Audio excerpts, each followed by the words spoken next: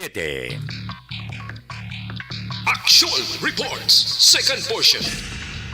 Di kalidad, kag madalong nga mga analisis sa pinakainit na balita sa bilog na probinsya kag nasyon. Actual Reports, second portion. Patas kag balanse na komentaryo sa mga issues kag mga balita nga nagaapekto sa mga pumuluyo sa adlaw-adlaw nga tanan. Actual Reports, second portion. Upod sa veterano kag respetado nga komentarista, Aksyon Fred Salanga. Karon nga adlaw, Huwebes, Pizza 23 na bulan sang Hunyo, tuig 2022. Anano ang mga balita kag isyu nga ton arang kadahon para karon nga adlaw.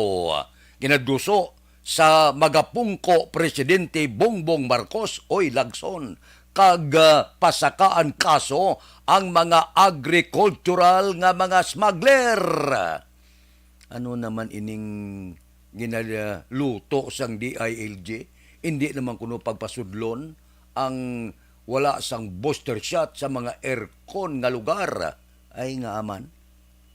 Diri sa Bacolod, inaugurasyon sa bag-o nga mga opisyal pati gayunon sa Hulyo 1. Ining mga balita kag isyu idulong sa aton sa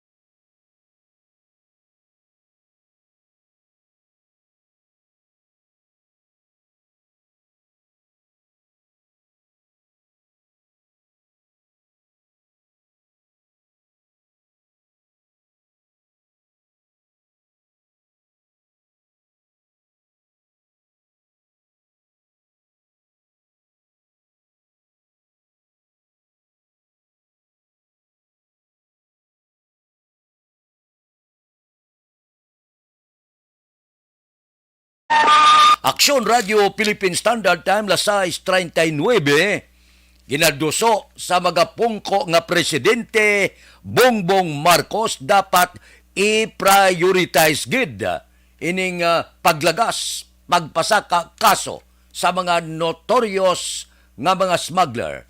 Abi nyo, ang smuggler sa sigarilyo lang. Abi nyo, ang mga smuggler katulad sa pagpasulod sa mga illegal nga mga transaksyon, illegal nga droga. Hindi. Pati sa utan, pati sa manok, pati sa isda, pati sa prutas, pati sa karne sang baboy, mga agricultural nga produkto ang ginasmuggled man. Puwerte, no? Ang malain, kay ang pipila sini kalaban ng Chinese, may mga protector siya na hinambitan gani sa hearing sa Senado nga daw 5 kamataas nga opisyal sang gobyerno ang nagaproteher o kung nagahatag proteksyon sining mga smuggler nga ini. Di dapat maagapan ini. Amo gani nga mabasahan naton, mabatian naton nga ang bag-o nga presidente magapungko temporaryo sa Komite sang Agrikultura. Anong luyag niya sini? Bangod luyag niya nga uyatan ang agriculture temporaryo agod maagapan ang krisis sa pagkaon kag tutukan ini. Kung madumduman, si Senate President Vicente Soto nagpungko upod kay Bongbong Marcos. Sila niya, Mr. President, are ang kopya sang report sang investigasyon sa Senate Committee sa malala nga agricultural smuggling kag sa ila mga protektor. Dito, nabutang dito sa hearing sang Senado na mitlangan ang pila ka mga ngalan si Manuel Tan nga amo ang naga-operar sa Subic, Cagayan de Oro, kag Batangas. Ato matungalan ni Andrew Sang nga amo ang ginaligar naga-opera sang smuggling operation sa Subic Port sa Manila, Batangas kag Manila International Container Port. Ato manidto ang ngalan ni John Diamante nga mo nagasmagol sang isda kag Lia Cross nga bantog nga onion queen. Kita mo lang na. Porte, no? Abi nyo, ang mga smuggler sa sigarilyo kag iban lang, pati sa aton pagkaon. Amo na ang rason kung kaisa nga gasala-sala kita kay puwerte. Ining mga galunggong ani kadumdum kamo, ma-import naman kita. Ma-import kita sang galunggong nga posibilidad ining galunggong ani ginkuha man sa baybayon sa pungsod Pilipinas kag ibaligya diri sa aton sa gobyerno. May nagapatigayon sini ang iban nga matagas ka opisyal imbulbado sini ginatawag naton mga agricultural smuggler. Kaban pa ining record, ining pila ka mga report kag listahan nga ginsumiter sang Senate President kay Presidente-elect Bongbong Marcos matagaan ini sang hustisya. Kagdakpon gid kag ilopot gid sa bilangguan ining mga smuggler nga ni laban mga Chinese kag may proteksyon sa gobyerno. Action Radio Philippine Standard Time Lasais 43. Mabalik kami pagkatapos ini.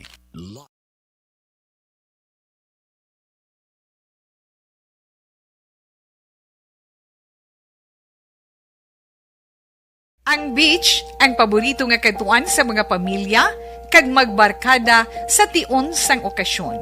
Puno sang batahom nga mga literato nga may background nga beach, ang aton mga social media. Pero nakahibalo-bala kamo ngang Pilipinas ang isa sa world's worst offender sa marine plastic pollution, sa pagtuon sa United Nations, sa pag-abot sang 2050. Ginatanaw nga mas madamo na ang mga plastic ikumparar sa mga isda sa karagatan. Gani subong pa lang, dapat na kita nga maghimo sang aksyon kag magpakigbahin sa solusyon batok sa plastic pollution. Una, i-reduce o kung ibanan ang paggamit sang single-use plastics. Magdala kag maggamit sang reusable nga grocery bags, utensils, coffee cups, tumbler kag iban pa. Dapat istriktong ipatuman ang mga ordinansa kung layi nga nag-regulate sa paggamit ng plastic. Madamo man ang mabulig sa pag-recycle sa mga ginagamit nga single-use plastics. Sa mga nag-estar sa coastal areas, hindi pag-ihaboy ang inyo basura sa suba o kun kadagatan. Magpartisipar sa mga clean-up drive sa mga coastal areas sa inyo lugar. Suportahan ang mga organisasyon o kung non-profit organization nga nagahatag solusyon sa plastic pollution. Ang problema sa basura sa kadagatan ang hindi masolusyonan sa isa lamang ka individual, isa ka grupo o kung sang gobyerno. Nagakinahanglan ini sang aksyon sang tanan para sa benepisyo sang karon kag sa masunod pa nga henerasyon.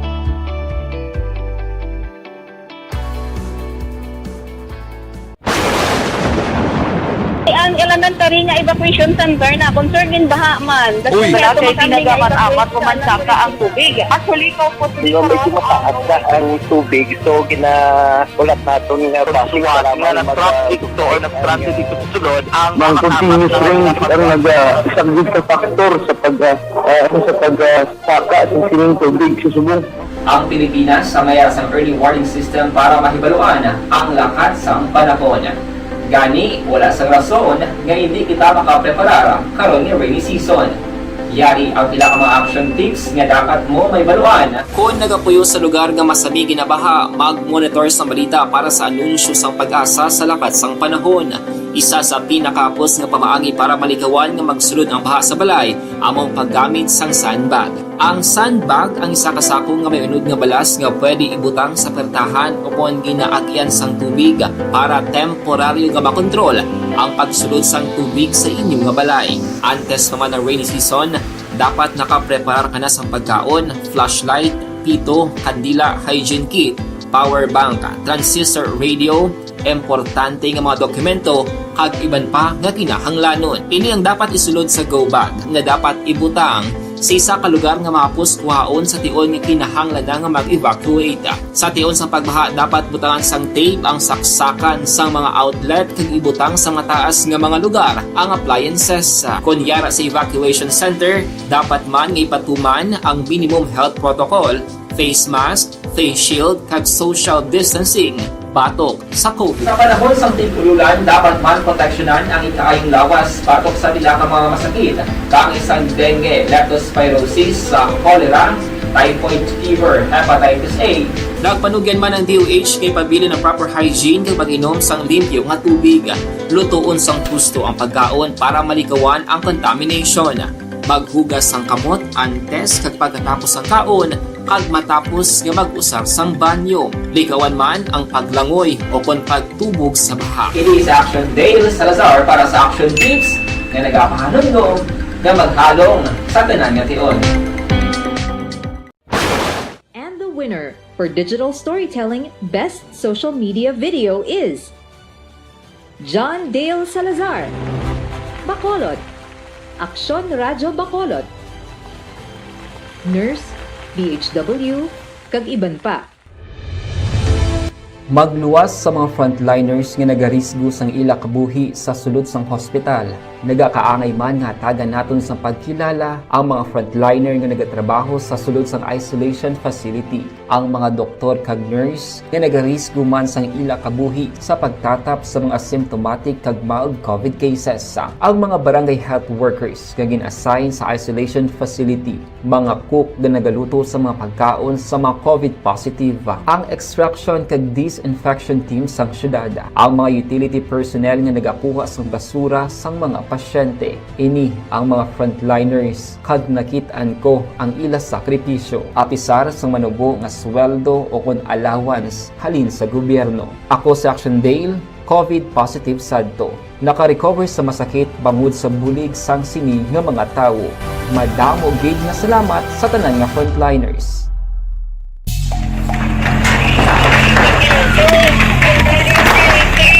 Presyara tayo! Presyara!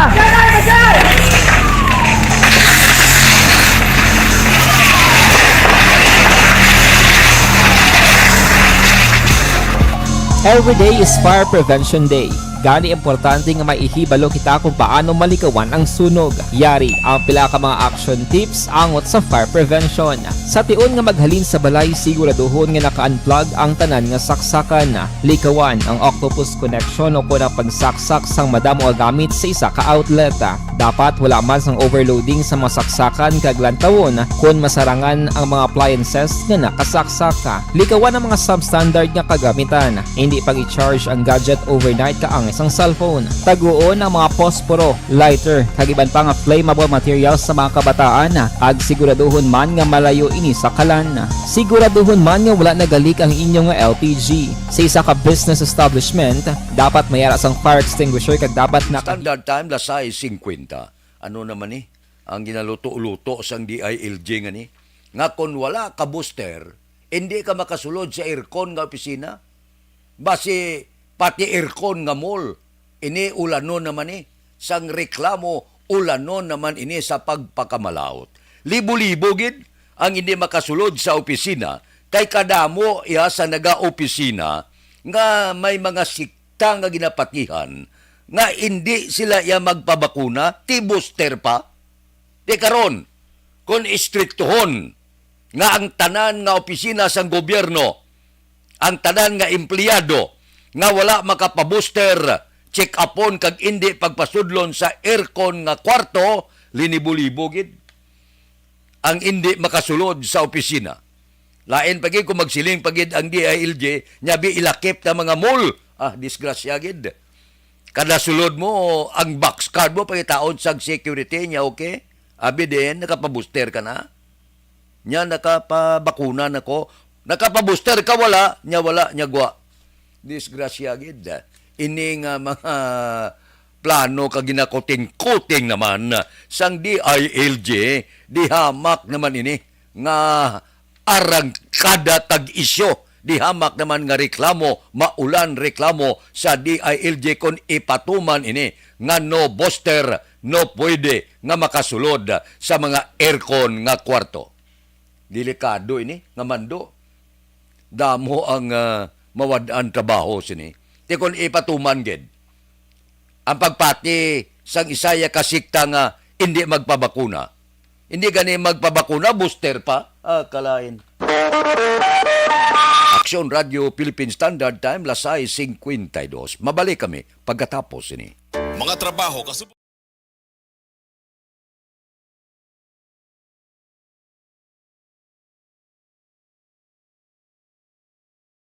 Ang beach ang paborito nga katuan sa mga pamilya kag magbarkada sa tion sang okasyon.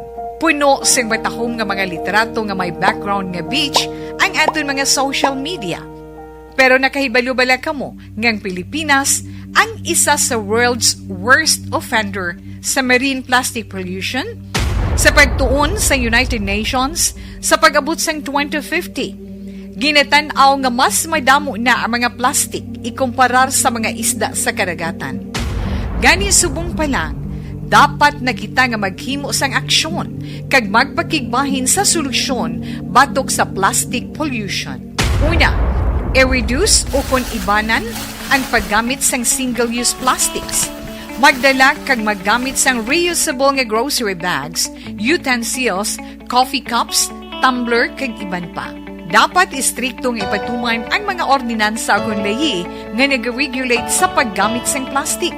Madamo man ang mabulig sa pag-recycle sa mga ginagamit nga single-use plastics sa mga nag-estar sa coastal areas. Hindi pag-ihaboy ang inyo basura sa suba o kon kadagatan.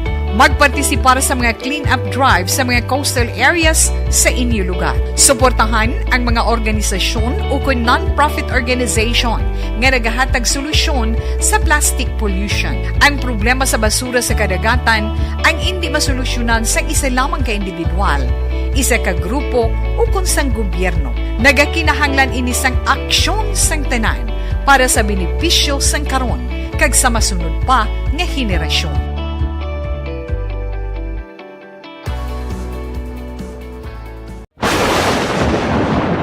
Ang elementary nga evacuation center na concern din baha man. Uy. Wala kay Pinagamat-amat kumansaka ang tubig. Actually, ikaw po medyo mataas na ang tubig. So, ginaulat natin nga pasiwala nga ng traffic to or ng-transit dito sa sulod. Ang continuous rain ang nag-isagid ka factor sa pagsaka at sining tubig sa subong. Ang Pilipinas sa mayroon sa early warning system para mahibaluan ang lakas ng panahon. Gani, wala sang rason nga hindi kita makapreparara karon ni rainy season. Yari ang pila ka mga action tips nga dapat mo may baluan. Kung nagapuyo sa lugar nga masami ginabaha, mag-monitor sa balita para sa anunsyo sang pag-asa sa lakas sang panahon. Isa sa pinakapos nga pamaagi para malikawan nga magsulod ang baha sa balay, among paggamit sang sandbag. Ang sandbag ang isa kasako nga may unod nga balas nga pwede ibutang sa pertahan upon ginaagyan sang tubig para temporaryo nga makontrol ang pagsulod sang tubig sa inyong nga balay. Antes naman ng rainy season, dapat nakapreparar ka na sang pagkaon, flashlight, pito, kandila, hygiene kit, power bank, transistor radio, importante nga mga dokumento kag iban pa nga kinahanglanon. Ini ang dapat isulod sa go bag nga dapat ibutang sa isa ka lugar nga mapos kuhaon sa tion nga kinahanglan nga mag-evacuate. Sa tion sa pagbaha dapat butangan sang tape ang saksakan sang mga outlet kag ibutang sa mataas nga mga lugar ang appliances. Kunyara sa evacuation center, dapat man nga ipatuman ang minimum health protocol, face mask, face shield kag social distancing batok sa COVID. Sa panahon sa tig-ululan, dapat man proteksyonan ang ikaayong lawas batok sa pila ka mga masakit. Kang isang dengue, leptospirosis, cholera, typhoid fever, hepatitis A. Nagpanugyan man ang DOH kay pabili ng proper hygiene kay pag-inom sang limpyo nga tubig. Lutuon sang gusto ang pagkaon para malikawan ang contamination.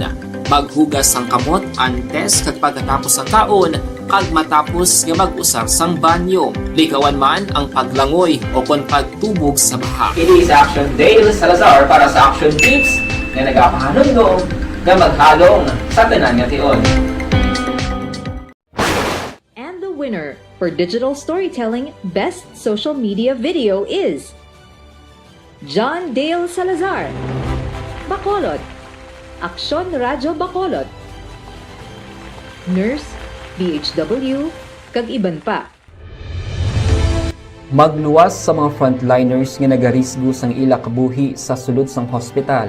nagakaangay man nga tagan naton sa pagkilala ang mga frontliner nga nagatrabaho sa sulod sang isolation facility, ang mga doktor kag nurse nga nagarisgo man sang ila kabuhi sa pagtatap sa mga symptomatic kag mild COVID cases, ang mga barangay health workers nga gin-assign sa isolation facility, mga cook nga nagaluto sa mga pagkaon sa mga COVID positive, ang extraction kag disinfection team sang syudad, ang mga utility personnel nga nagakuha sang basura sang mga pasyente. Ini ang mga frontliners kag nakit-an ko ang ila sakripisyo apisar sang manubo nga sweldo o kon allowance halin sa gobyerno. Ako si Action Dale, COVID positive sadto. Naka-recover sa masakit bangod sa bulig sang sini nga mga tawo.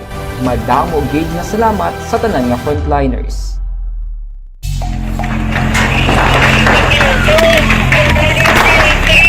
Pressure na tayo! Pressure!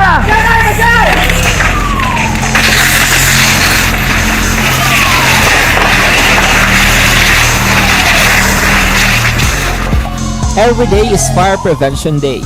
Gani importante nga maihibalo kita kung paano malikawan ang sunog. Yari ang pila ka mga aksyon. Standard Time, lasay 58. Oy, sa Hulyo 1, patigayunon ang inaugurasyon sa bag-o nga mga opisyal sang syudad sa Bacolod. Nagalapta ang balita, buro mga piki nga balita, nga kuno si Vice Mayor Elcid Pamilyaran, si Councilor Israel Salanga, si Councilor Cindy Ruas, Councilor Imang, kag Councilor Nubiero, kuno isnab nila, hindi nila kuno pagkaduan ang inaugurasyon. Ini mga piki nga balita ni. Nagaparty kita, kay nakiginunanon man kita mong siling ko kay Councilor Israel Salanga, ano ang tindog ninyo sa inaugurasyon sang bag-o nga administrasyon? Di ka klaro sang sabat ni Councilor Salanga nga kon may imbitasyon, matambong sila. Wala man rason nga di ka magtambong ka inaugurasyon ina sang tanan nga mga nagdalaog kag magapungko bag-o nga mga opisyal sang syudad sa Bacolod. Kay may nagapalapta nga mga balita nga kuno hindi magtambong ang minority, ang grupo Progreso sa inaugurasyon sa napilian nga alkalde nga si Albi Benitez. Di daw kaklaro man sang sabat ni Councilor Salanga nga pag-abot niya sang imbitasyon kapati saya nga siya kagang iya grupo magatambong sa inaugurasyon sa Hulyo 1. Baliskad sa nagagwa mga piki nga balita nga kuno hindi magtambong ang minoriya sa inaugurasyon. Di daw kaklaro naman nga ini sila kung padalaan sang imbitasyon, sigurado magatambong sila sa inaugurasyon. Sa akong gani pananawan, bisan wala imbitasyon, dapat matambong ka kay inaugurasyon ina sa tanan nga mga nagdaog kag ginpili sang taga-syudad sang Bacolod nga mangin opisyal nila sa sulod naman sang 3 ka tuig. Action Radio Philippine Standard Time, Las City. Balikan ta kamo pagkatapos ini.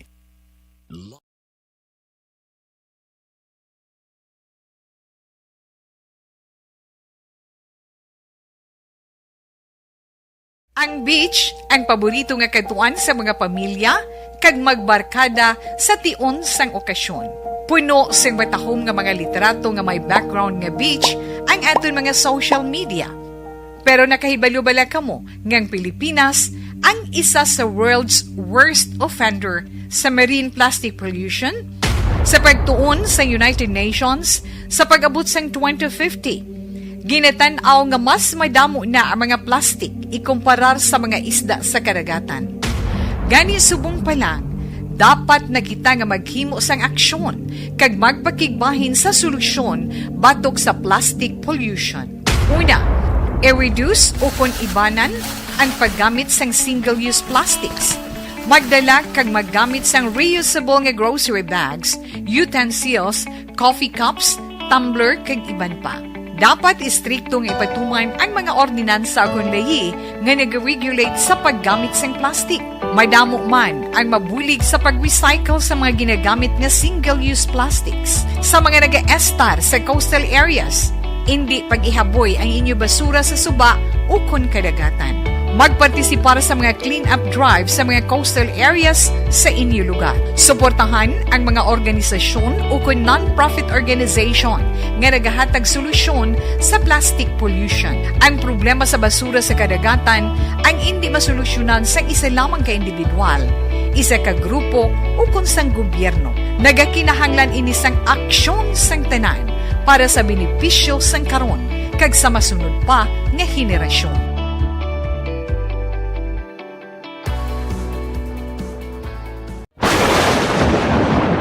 Ang elementary nga evacuation center na concern din baha man. Uy. Kaya Kasi pinagama't-amat evacuation kumansaka ang tubig. Actually, ikaw po medyo mataas na ang tubig. So, ginaulat natin nga pasiwala nga nag-traffic to or nag-transit dito sa sulod. Ang continuous rain ang nag-subject sa factor sa pagsaka at sining tubig sa subong. Ang Pilipinas sa mayroon sa early warning system para mahibaluan ang lakat sa panahon. Gani, wala sa rason nga hindi kita makapreparar karon ni rainy season. Yari ang pila ka mga action tips nga dapat mo may baluan. Kung nagapuyo sa lugar nga masabi ginabaha, mag-monitor sa balita para sa anunsyo sa pag-asa sa lakat sang panahon.